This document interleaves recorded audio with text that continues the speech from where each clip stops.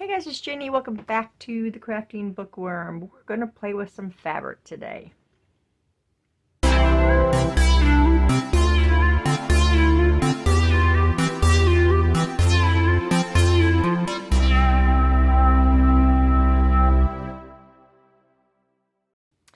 welcome back. Welcome new subscribers. Thanks to all of you for your continued support. Whether you're here for crafts or books, I appreciate each and every one of you. So we're going to play with some fabric. We're going to do some clusters.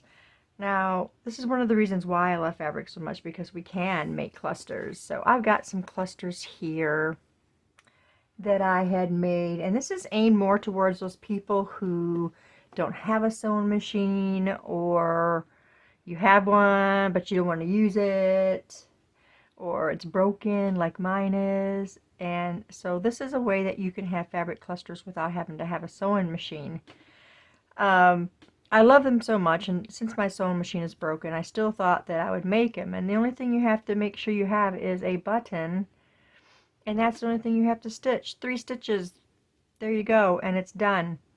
And you can glue them down, you can put them in Happy Mails, you can do whatever you want with them.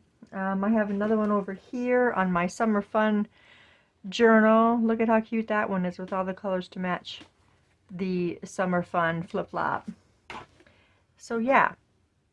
Also, we've got this kind. And this kind you can put together with just a normal eyelet, like so. And you can hang this from pages. You can hang this from a dangle on your journal, a tassel. I mean, any of that stuff. You can arrange them however you want. You can turn them outwards. You can do whatever you want with them. But we're just going to focus on putting them together today. So we're going to do one of these, and we're going to do one of these. Let's see if I can get my little guy back in there, spinning them around. There we go, that's better. So we're going to make one of each of those, and I've got some fabric here. I picked out some scraps that kind of like match together. Well, there's a lot of string there, but we can keep that string, and I will as soon as I find the jar that I have it in. So I got the fabrics that I thought matched pretty well, and then I also included some lace as well. I started cutting, and I'm like, you know what, let's just do a video on this and, you know, show the whole process of this. So the first one we're going to make is one of these, and I wanted something completely different than what I had. These are for my Piece of God journals. So let's just get started here. Now, it's great if you have pinking shears like this.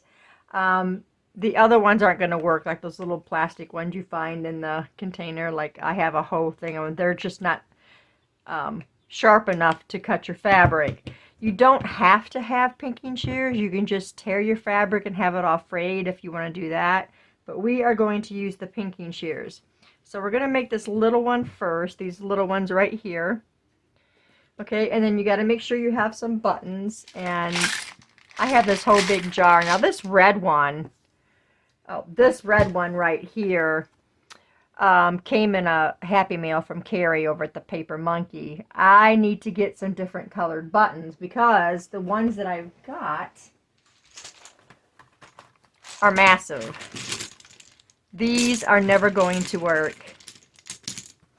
for these fabric clusters. So I'm going to use my brown ones here. And I'm going to pick out a button that I like. Now you want it to be, you don't want too small, you don't want too big. This is a good size right here. I think I'm going to use this side right here. Okay, so I think we're going to use that one. Like one of these is kind of small. I guess it just depends on how big you want to make your little fabric cluster. I can't speak. So we're going to go ahead and use this one. And so all you got to do is just prepare your fabric and decide how big you want your fabric. So I'm not going to have it super long. So we are just going to cut this in half. And then we're going to trim and just lightly trim the edges because you don't want to lose too much. So we're just going to the wee edge of our fabric. Okay. So there's that one, and I already cut out the yellow one. So we got the yellow one. Let's get one of these bright ones in there. You know what? I'm just going to do this for now. It makes it a lot easier to work with, to just tear it off of there. Okay. So now I think we'll go this direction. Just cut this down to size. You'd think I wouldn't be cutting this over my other fabric because that would be easier to clean up. It's okay. Okay, there's that one. Let's just pick this whole thing up and dump it. There we go. And now we're going to go with this one. I think this one's going to have many layers. And that's okay. Let's see. That one cut kind of weird, but that's okay. We're going to cut it off right at the weird. And this one's curled up, so that's not going to be very easy. It's okay. We got it.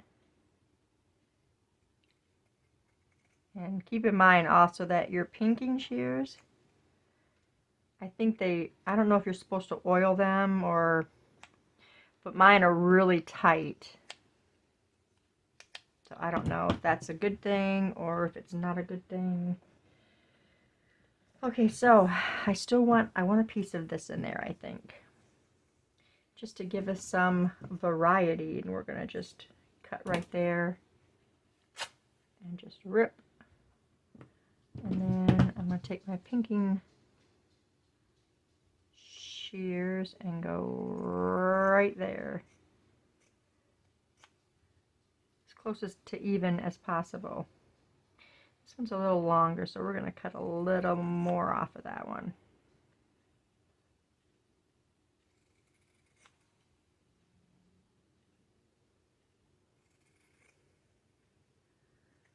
I thought about having all of this cut ahead of time so it'd be less of a video.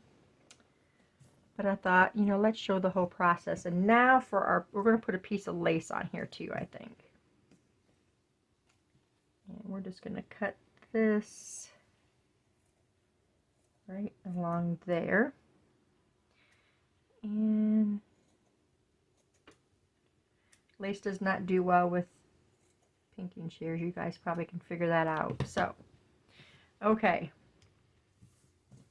Here we go. Now the next thing we're going to need is our thread. I use embroidery floss, and I just got to figure out, I think the yellow would look really good with this button.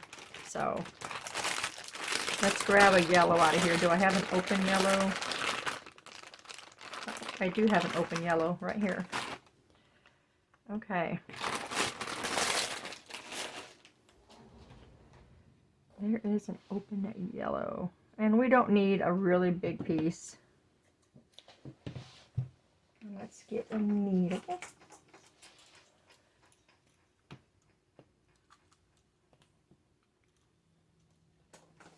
I find embroidery floss is much harder to thread though. I don't know if I can pick up my needle. Wow, I can't even believe that I'm having this hard of a time picking up my needle. Is that a sign that I should not be doing this today? That split it a little bit, but I think we can get it all through there. We did. Okay, so there's that. Now you want to layer your pieces however you want to do it. I'm not going to put too many flats together. So I think I'll start here And then you just want to kind of position them in different ways just to give it a little character.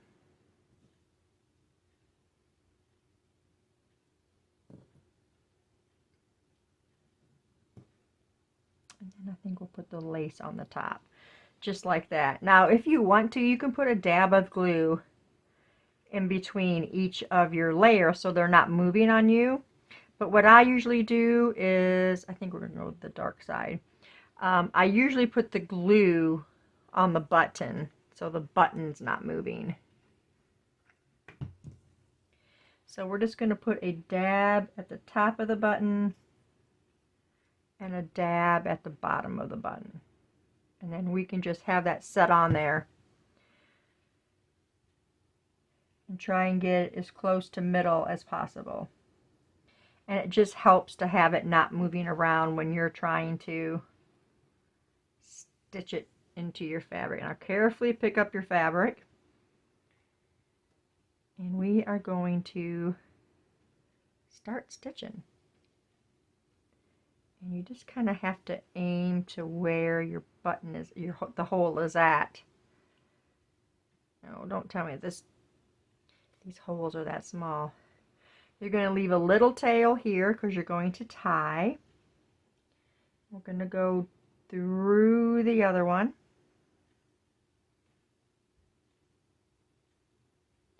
Yeah, this is going to give me a hard time. This needle, the holes in this button is not.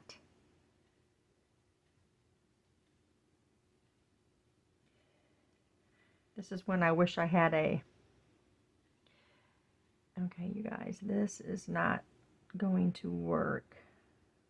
These holes are super small. So what I'm going to do is just pull this thread out, and we're going to find, sorry guy, we're going to find a button that has got, the holes are a little bit bigger, because that's ridiculous. Let's see what we can find here. That one's got better holes, but it's, well, we got 4, but they're bigger holes. I guess we're going to go with the 4 holes. The 2 holes is better. That one's broken, though. Oh, that one. That's got bigger holes. Okay. Let's try this again. Luckily, my fabric stayed pretty in spot. I should have checked the holes ahead of time. Okay, so a spot there, a spot there. Let's put this back on. Oopsie. Try and get it as close to center as we can. That's not center. That looks pretty good. Okay. We're going to rethread this. Or try to.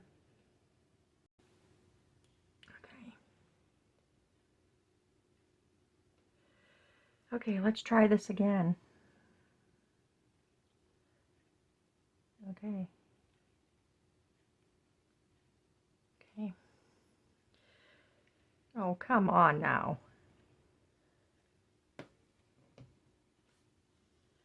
I don't know. The other one I didn't have a hard time getting that needle through there. This one's a little easier than the last one, though. Oh, we're losing some of our string. We gotta leave a tail there, you guys. Don't forget that.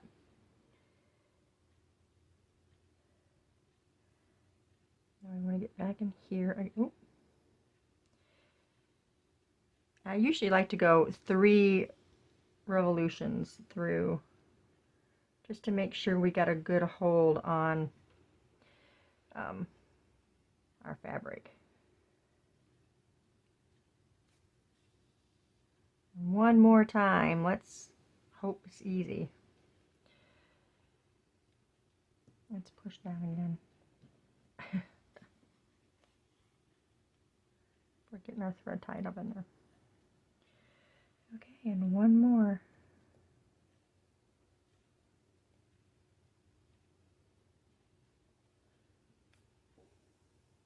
You can also use pliers to pull that through if you're, you know, if you're struggling with it. Okay.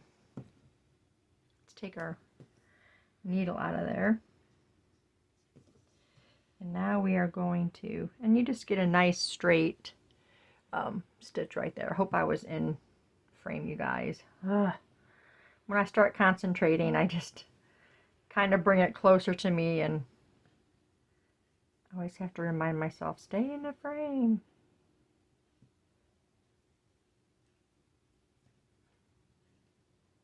And we're going to tie 3 times. So you're going to tie a knot. Like I said, I go 3 times. And then we just snip them off. And there you go with a cluster. And it's actually very easy. And you can have however many layers you want. I really like this button. I like that button. And if you don't like a specific part of it, you can just trim or whatever. But I actually really like this one, the way it looks.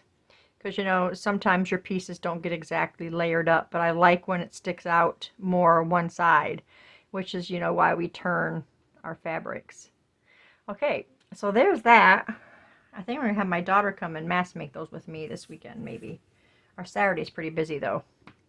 My grandson's on his baseball team, and he is the pitcher, and then he's also plays first base. So they have their tournaments, and they were the first seed in their division. And so if they win their first game, they go to the championship, and it's pretty awesome. Okay, guys, now we're going to go with this one. It's going to bug me now that fabric is turned out like that. Oh, there we go. That's better. So now we're going to do this one.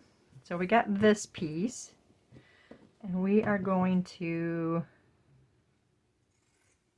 cut one of these to be about that size.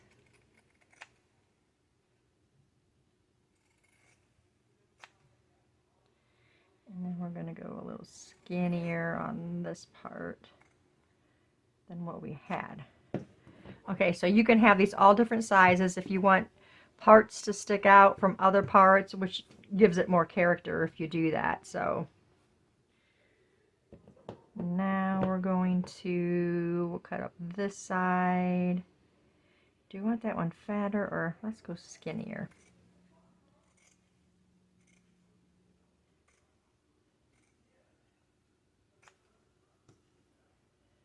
And let's go just a little shorter. Okay, so that one can, oh, I gotta get this part. And like I said, you don't have to have like the pinking shears. You can just tear your fabric or whatever you want to do. Let's go back to this. I want one of these. Where do I want this? I think I want it in between those two. So let's just cut and tear first. And let's see how long I want it. Let's go here. Oh yeah, that's good. And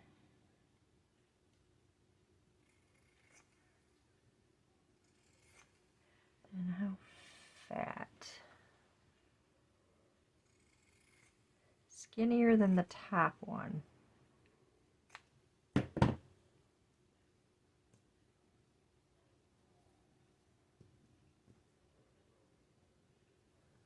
Yes. Okay.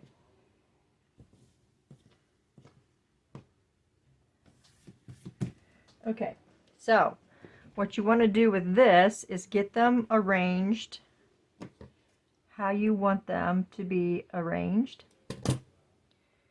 Okay, you can have them like this one all lined up at the top, or you can have them scattered like this, as long as they all get a hole. Okay, you want them all to be on the same hole.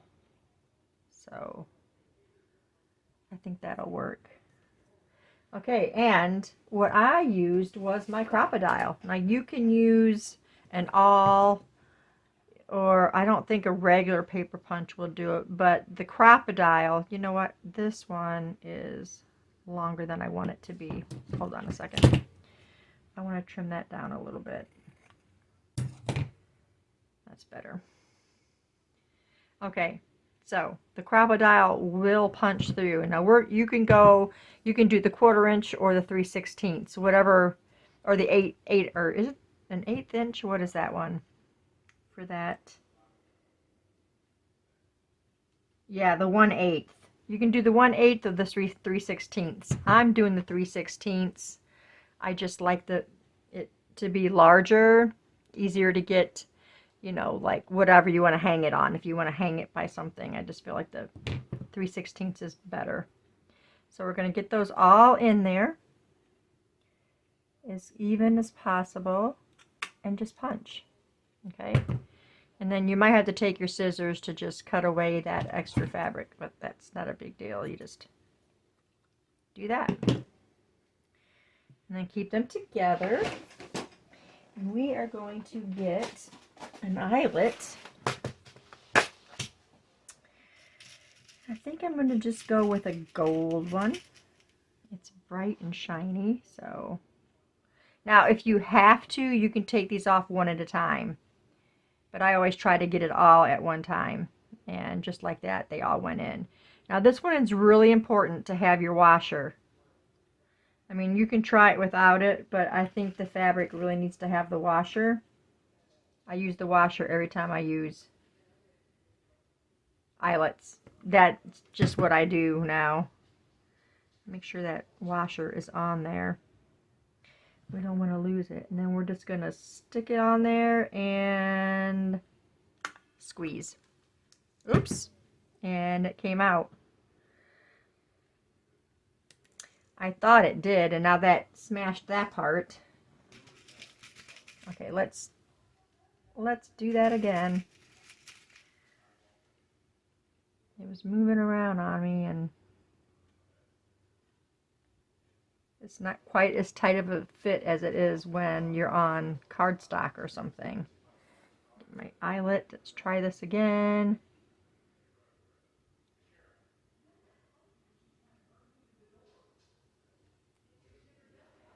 Okay, it's on there this time. It wasn't on there last time. Okay, let's.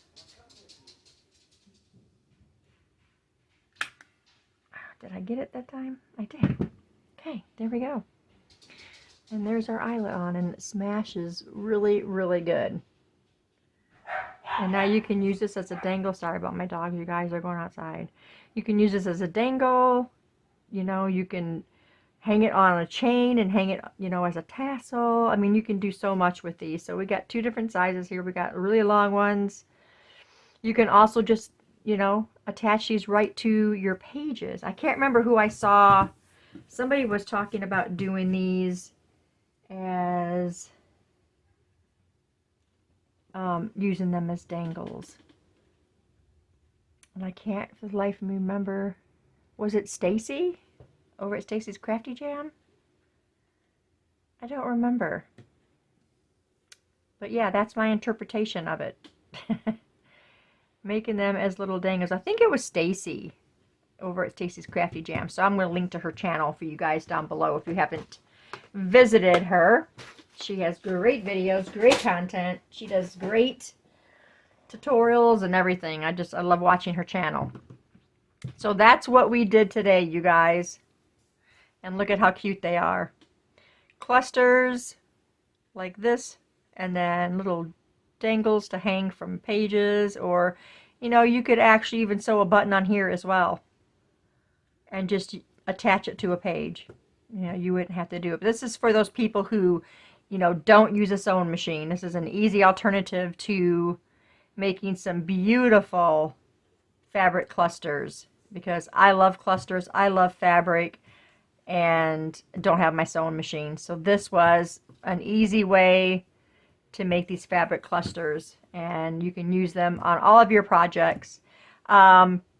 Yeah, so if you guys have different ways that you make your fabric clusters, let me know down in the comments below. Or if you have some ideas as to how to make some, also let me know that. If you enjoyed this video, please give me a thumbs up. And that's all I have for you guys today. Thanks for staying tuned, and I'll see you in the next video. Bye.